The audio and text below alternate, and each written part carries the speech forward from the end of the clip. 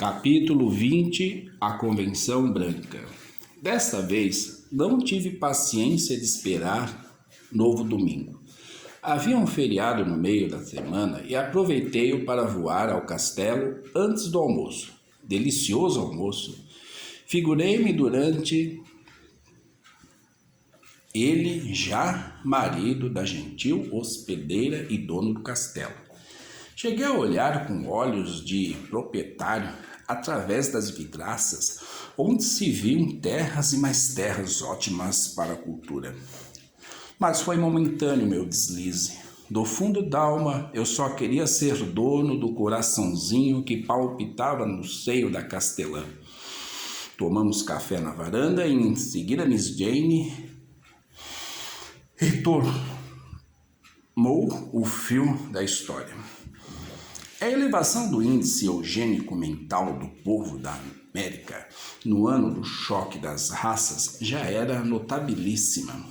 O modo como agiu a Convenção Branca o demonstrou mais uma vez.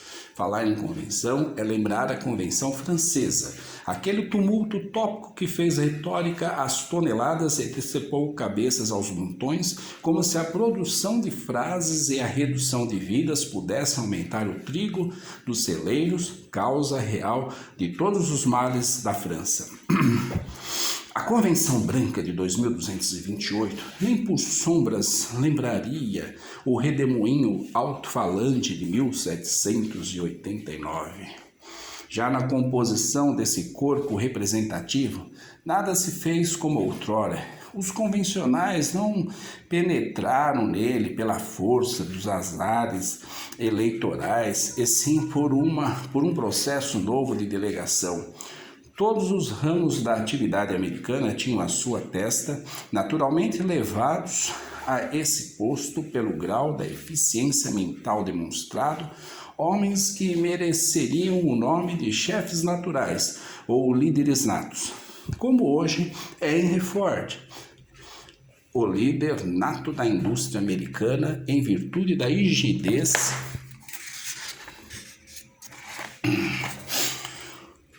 universalmente reconhecida das suas ideias e realizações. Assim, naquele tempo, cada ramo de atividade possuía um líder natural, mantido nessa situação por consenso unânime. Funcionavam tais chefes naturais como órgãos especialíssimos, ápices, vértices, cimos, estações centrais, bulbos raquidianos da classe. Ninguém lhes discutia as ideias de decisões, súmulas sempre da mais alta sabedoria possível no momento. E o chefe cujas ideias passavam a ser discutidas via-se logo automaticamente apeado dessa posição. De modo que foi facílimo convocar a Convenção Branca. Além de já estarem naturalmente indicados, os convencionais se resumiam em 6 criaturas, respectivamente líderes da indústria, do comércio, das finanças, da arte, das ciências e das letras. Eram eles os senhores George Abbott, morador em Detroit e chefe da indústria das bonecas falantes, o supremo encanto das crianças americanas. John Perkins, morador em Hudson, onde mantinha um pequeno comércio de peles de lontra branca. Harmsworth, diretor do Banco Universal.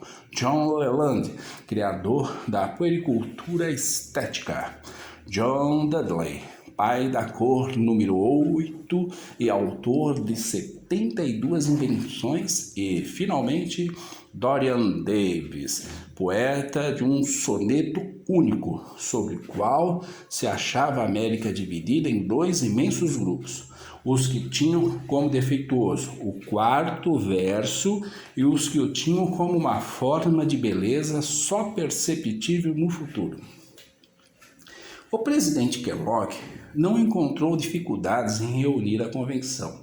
Radiou uma sucinta mensagem na qual pedia a cada uma das classes sociais a indicação do seu representante para o exame do impasse criado pela vitória dos negros. Uma hora depois, O aparelho receptor do Capitólio registrava os 6 nomes previstos, só não havendo unanimidade quanto à indicação do representante das letras. Os que consideravam defeituoso o 4º verso do soneto de Davis preferiram votar em branco. 2 dias mais tarde, congregavam-se na Casa Branca os 6 expoentes supremos da raça, sob a presidência do Sr. Kellogg. Solenidade de protocolo nenhuma. Eram homens simples no trajar e nos modos, criaturas nada relembrativas dos figurões que se reúnem hoje em conferências internacionais, vestidos de soleníssimas sobrecasacas e com soleníssimos tubos de chaminé reluzentes nas cabeças, como se a plumagem dos perus influísse alguma coisa nas ideias dos perus. Sentaram-se os 6 expoentes e ouviram a breve exposição de motivos do chefe do Estado. Declarou esse que ocupava apenas um posto político e se viu numa emergência racial. Nada fizera nem faria antes que a Suprema Delegação da Raça definisse com rigor o caso e lhe estabelecesse um rumo. Como governo, executaria em seguida o veredictum altíssimo. Pediu, pois, aos presentes que lhe dessem as razões da raça. Os convencionais ouviram-no com amável atenção e passaram a conversar de outros assuntos, como se estivessem num garden party. A minha última boneca, disse George Abbott, além de falar, cose, varre e lava a roupa. Na perfeição. Tenho uma netinha de 6 anos que está positivamente encantada. Ao lado dele, Armsworth confessava que ainda não lera o soneto maravilhoso. Falta de tempo? Indagou Davis. Não, há em minha casa uma harmonia perfeita sobre o assunto e receio perturbá-la, adotando um ponto de vista discordante. Já Leland debatia com Dudley a possibilidade da cor número 9 e propunha um lindo nome para essa possível filha futura do espectro solar. A encasacada e encartolada gente de hoje parecerá estranho que homens de tal envergadura em um momento tão angustiante assim puerilmente se recreassem num congresso presidido pelo chefe da nação. É que os nossos medalhões, envenenados pela retórica e pelo atitudismo, não alcançam certas formas de ultra-beleza, nem compreendem certos segredos de ultrapsicologia, justamente porque era a gravíssima decisão que iam tomar. E, na realidade, decisiva para os destinos do gênero humano. Procuravam manter a serenidade de espírito com repousantes trocas de ideias gentis, enquanto nas profundas dos respectivos cérebros a sentença suprema se elaborava. Passados 15 minutos nesta recreação espiritual, John Leland ergueu-se e disse com grande calma, depois de grafar num papel meia dúzia de sinais.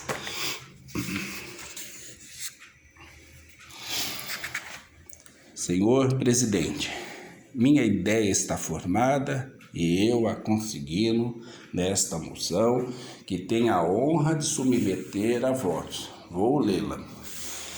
Fez no recinto um augusto silêncio. Se ainda houvesse moscas no ano 2228, poder-se-ia ouvir alguma voar na sala. Todos sentiam que a raça branca ia falar a palavra última, a palavra de sentença do mais alto tribunal que ainda se reuniu no mundo. Leu Leland a sua moção sucinta e nítida como era de esperar. Sua voz soou como dobre de finados. Apesar da firmeza de ânimo dos convencionais, sentia-se que estavam todos de alma tensa, como corda de violino em ponto de romper-se. Fugira-lhes das faces o sangue, até o senhor Kellogg, sempre rosado, parecia um vulto de cera. Quando o último eco da moção Leland morreu naquele ambiente de tumba, todas as cabeças se inclinaram para o peito e todos os olhos se fecharam. A raça branca elaborava o seu voto decisivo. Alguns minutos transcorreram assim. Ao cabo, o presidente Kellogg murmurou: "Está a votos a moção Leland." O primeiro que se ergueu foi Dudley. "Voto com Leland", disse ele e sentou-se. Ergueu-se em seguida, Armsworth disse: "Voto com Leland." O terceiro foi Abbott, que murmurou sem levantar-se da cadeira: "Idem." Os outros limitaram-se a dar igual voto com uma simples indicação de cabeça. Estava lavrada a sentença de ponto final do negro na América.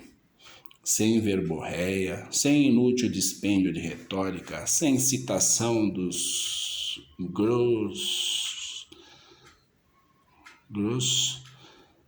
bonnets da etimologia e da sociologia, a Suprema Convenção da Raça Branca traçara o diagnóstico e dera o remédio exato. O presidente Kellogg pronunciou mais meia dúzia de palavras e pronto, concluiu Miss Jane.